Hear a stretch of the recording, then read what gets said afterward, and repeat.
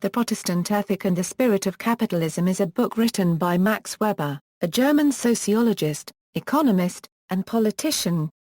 Begun as a series of essays, the original German text was composed in 1904–1905, and was translated into English for the first time by Talcott Parsons in 1930. It is considered a founding text in economic sociology and sociology in general.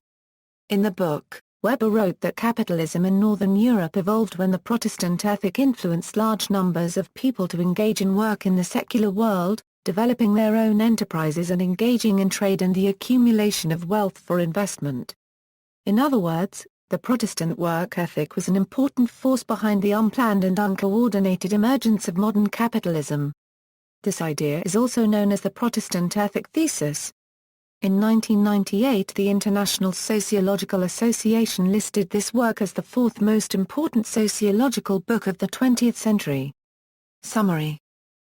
Basic concepts although not a detailed study of Protestantism but rather an introduction to Weber's latest studies of interaction between various religious ideas and economics, the Protestant Ethic and the Spirit of Capitalism argues that Puritan ethics and ideas influenced the development of capitalism.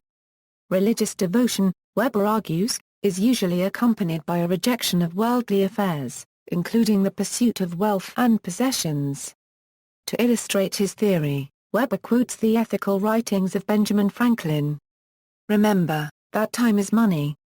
He that can earn 10 shillings a day by his labour, and goes abroad, or sits idle, one half of that day, though he spends but sixpence during his diversion or idleness, ought not to reckon that the only expense he has really spent, or rather thrown away, 5 shillings besides. Remember, that money is the prolific, generating nature. Money can beget money, and its offspring can beget more, and so on. 5 shillings turned is 6, turned again is 7 and threepence, and so on, till it becomes £100. The more there is of it, the more it produces every turning, so that the profits rise quicker and quicker. He that kills a breeding sow, destroys all her offspring to the 1000th generation. He that murders a crown, destroys all that it might have produced, even scores of pounds." Weber notes that this is not a philosophy of mere greed, but a statement laden with moral language. Indeed, Franklin claims that God revealed the usefulness of virtue to him. The Reformation profoundly affected the view of work, dignifying even the most mundane professions as adding to the common good and thus blessed by God, as much as any sacred calling. A common illustration is that of a cobbler, hunched over his work, who devotes his entire effort to the praise of God. To emphasize the work ethic in Protestantism relative to Catholics, he notes a common problem that industrialists face when employing pre-capitalist laborers. Agricultural entrepreneurs will try to encourage time spent harvesting by offering a higher wage, with the expectation that laborers will see time spent working as more valuable and so engage it longer. However, in pre-capitalist societies this often results in laborers spending less time harvesting. Laborers judge that they can earn the same, while spending less time working and having more leisure.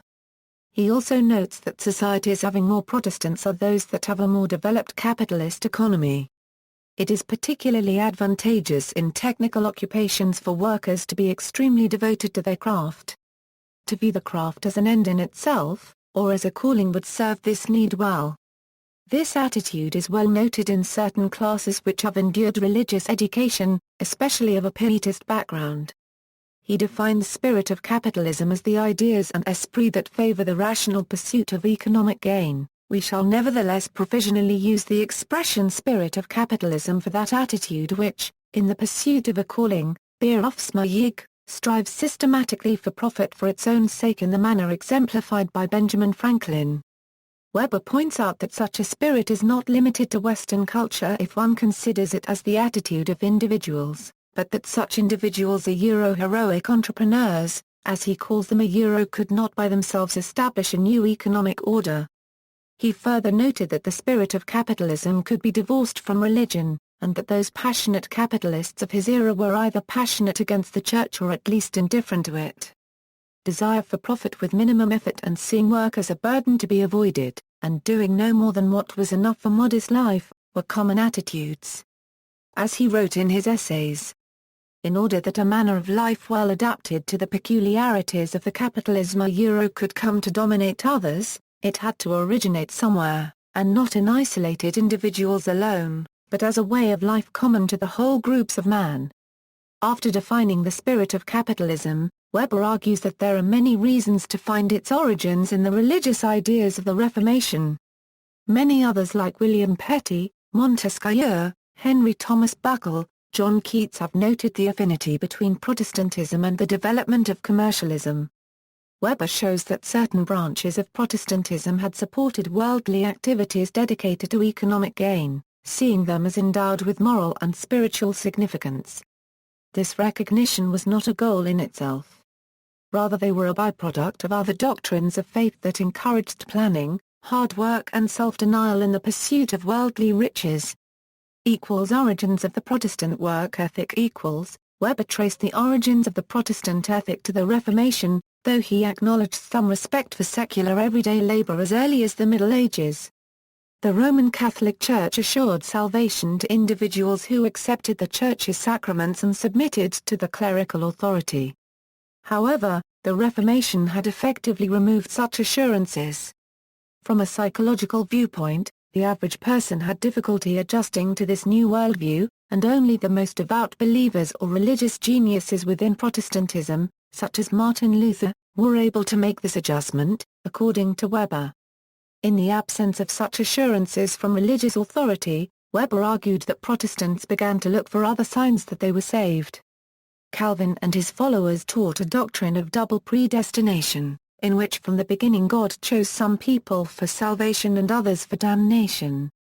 The inability to influence one's own salvation presented a very difficult problem for Calvin's followers. It became an absolute duty to believe that one was chosen for salvation, and to dispel any doubt about that. Lack of self-confidence was evidence of insufficient faith and a sign of damnation. So, self-confidence took the place of priestly assurance of God's grace. Worldly success became one measure of that self-confidence. Luther made an early endorsement of Europe's emerging divisions. Weber identifies the applicability of Luther's conclusions, noting that a vocation from God was no longer limited to the clergy or church, but applied to any occupation or trade. Weber had always detested Lutheranism for the servility it inspired toward the bureaucratic state. When he discussed it in the Protestant Ethic, he used Lutheranism as the chief example of the unio mystica that contrasted sharply with the ascetic posture. Later he would associate Luther, the symbolic exponent of bureaucratic despotism, with the ascetic hostility to eros, an example of Weber's sporadic tendency to link together bureaucratic and ascetic modes of life and to oppose both from mystical and aristocratic perspectives.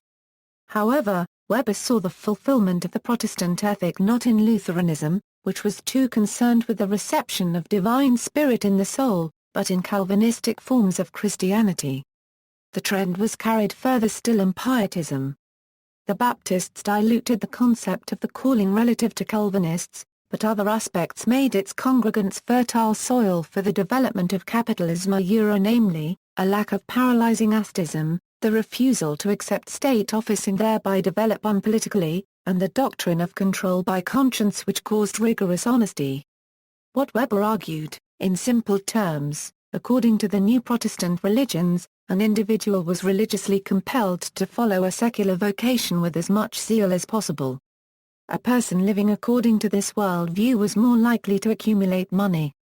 The new religions effectively forbade wastefully using hard-earned money and identified the purchase of luxuries as a sin. Donations to an individual's church or congregation were limited due to the rejection by certain Protestant sects of icons. Finally, donation of money to the poor or to charity was generally frowned on as it was seen as furthering beggary. This social condition was perceived as laziness, burdening their fellow man, and an affront to God. By not working, one failed to glorify God. The manner in which this paradox was resolved, Weber argued, was the investment of this money, which gave an extreme boost to nascent capitalism. The Protestant work ethic in Weber's time By the time Weber wrote his essay, he believed that the religious underpinnings of the Protestant ethic had largely gone from society. He cited the writings of Benjamin Franklin, which emphasized frugality, hard work and thrift, but were mostly free of spiritual content. Weber also attributed the success of mass production partly to the Protestant ethic. Only after expensive luxuries were disdained, could individuals accept the uniform products, such as clothes and furniture, that industrialization offered. In his remarkably prescient conclusion to the book, Weber lamented that the loss of religious underpinning to capitalism's spirit has led to a kind of involuntary servitude to mechanized industry. The Puritan wanted to work in calling. We are forced to do so. For when asceticism was carried out of monastic cells into everyday life, and began to dominate worldly morality, it did its part in building the tremendous cosmos of the modern economic order. This order is now bound to the technical and economic conditions of machine production which today determine the lives of all the individuals who are born into this mechanism, not only those directly concerned with economic acquisition, with irresistible force. Perhaps it will so determine them until the last ton of fossilized coal is burnt. In Baxter unregistered trademark's view, the care for external goods should only lie on the shoulders of the saint like a light cloak, which can be thrown aside at any moment. But fate decreed that the cloak should become an iron cage. Weber maintained that while Puritan religious ideas had significantly impacted the development of economic system in Europe and United States, there were other factors in play, as well. They included a closer relationship between mathematics and observation, the enhanced value of scholarship, rational systematization of government administration, and an increase in entrepreneurship ventures. In the end, the study of Protestant ethic, according to Weber, investigated a part of the detachment from magic, that disenchantment of the world that could be seen as a unique characteristic of Western culture. Conclusions. In the final endnotes, Weber states that he abandoned research into Protestantism because his colleague Ernst Troeltsch, a professional theologian, had begun work on the social teachings of the Christian churches and sects. Another reason for Weber's decision was that Troeltsch's work already achieved what he desired in that area, which is laying groundwork for comparative analysis of religion and society. Weber moved beyond Protestantism with his research but would continue research into sociology of religion within his later works. This book is also Weber's first brush with the concept of rationalization. His idea of modern capitalism as growing out of the religious pursuit of wealth meant a change to a rational means of existence, wealth. That is to say, at some point the Calvinist rationale informing the spirit of capitalism became unreliant on the underlying religious movement behind it, leaving only rational capitalism. In essence then, Weber's spirit of capitalism is effectively and more broadly a spirit of rationalization. Reception. The essay can also be interpreted as one of Weber's criticisms of Karl Marx and his theories. While Marx's historical materialism held that all human institutions including religion were based on economic foundations, many have seen the Protestant ethic as turning this theory on its head by implying that a religious movement fostered capitalism, not the other way around. Other scholars have taken a more nuanced view of Weber's argument. Weber states in the closing of this essay, "It is, of course, not my aim to substitute for a one-sided materialistic and equally one-sided spiritualistic causal interpretation of culture and history. Each is equally possible, but each, if it does not serve as the preparation, but as the conclusion of an investigation, accomplishes equally little in the interest of historical truth." Weber's argument can be understood as an attempt to deepen the understanding of the cultural origins of capitalism, which does not exclude the historical materialist origins described by Marx. Modern capitalism emerged from an elective affinity of material and ideal factors. Table of Contents from the 1958 Scribner's edition, with section titles added by Talcott Parsons, Part 1. The Problem, Religious Affiliation and Social Stratification 2. The Spirit of Capitalism 3. Luther's Conception of the Calling. Task of the Investigation. Part 2. The Practical Ethics of the Ascetic Branches of Protestantism. 4. The Religious Foundations of Worldly Asceticism. A. Calvinism. Predestination. elimination of magic, rationalization of the world, certainty of salvation, Lutheranism versus Calvinism, Catholicism versus Calvinism, monasticism versus Puritanism, methodical ethic, idea of proof, Bipietism, emotionalism, Spener, Frank, Zinzendorf, German pietism, See Methodism D. The baptism sects, Baptist and Quaker, sect principle, inner worldly asceticism, transformation of the world, The Asceticism and the Spirit of Capitalism, Richard Baxter, meaning of work, justification of profit, Jewish versus Puritan capitalism, Puritanism and culture, saving and capital, paradox of asceticism and rich, serving both worlds, citizenry capitalistic ethic, iron cage of capitalism, criticisms, economic criticism The economist and historian Henrik Grossman criticizes Weber's analysis on two fronts. Firstly, with reference to Marx's extensive work which showed that the stringent legal measures taken against poverty and vagabondage was a reaction to the massive population shifts caused by the enclosure of the commons in England.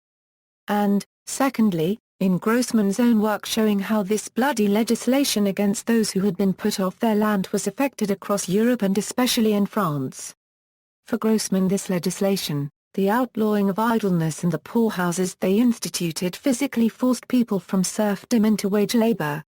For him, this general fact was not related to Protestantism, and so capitalism came largely by force and not by any vocational training regarding an inner worldliness of Protestantism. However, it is possible that the Protestant work ethic reinforced or legitimized these legal measures within a larger cultural context. In a paper published on November 10, 2009, Harvard economist David Cantoni tested Weber's Protestant hypothesis using population and economic growth in Second Millennium Germany as the dataset, with negative results. Cantoni writes, using population figures in a dataset comprising 276 cities in the years 1300–1900, I find no effects of Protestantism on economic growth. The finding is robust to the inclusion of a variety of controls, and does not appear to depend on data selection or small sample size. In addition, Protestantism has no effect when interacted with other likely determinants of economic development. I also analyze the endogeneity of religious choice. Instrumental variables estimates of the effects of Protestantism are similar to the OLS results.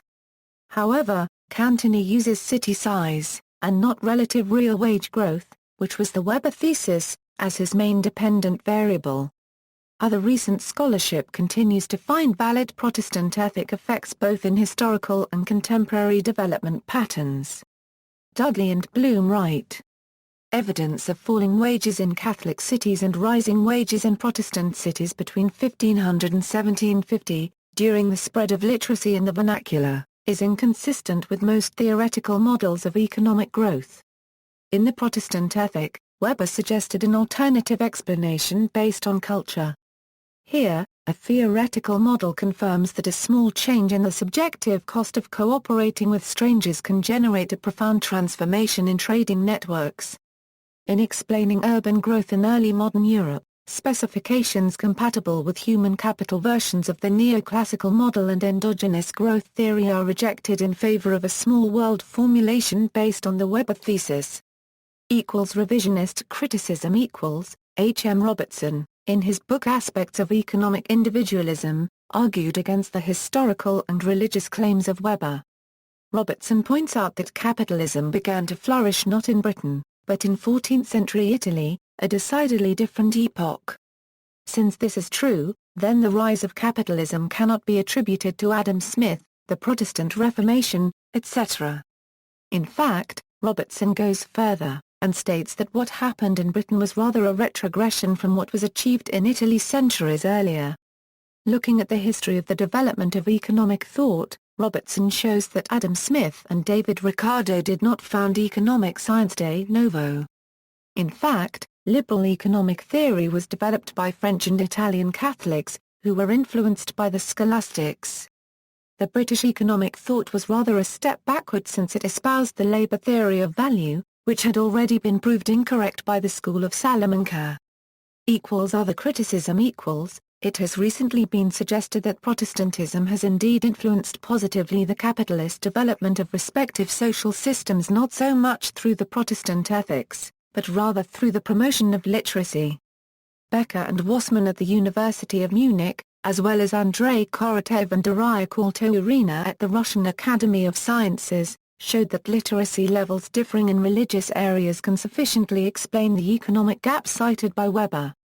The results were supported even under a concentric diffusion model of Protestantism using distance from Wittenberg as a model.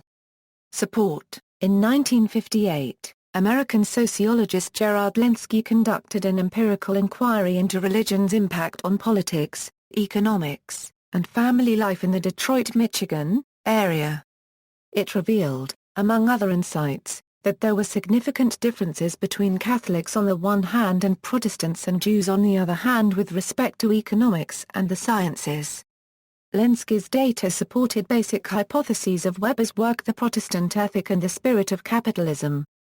According to Lenski, the contribution of Protestantism to material progress have been largely unintended byproducts of certain distinctive Protestant traits.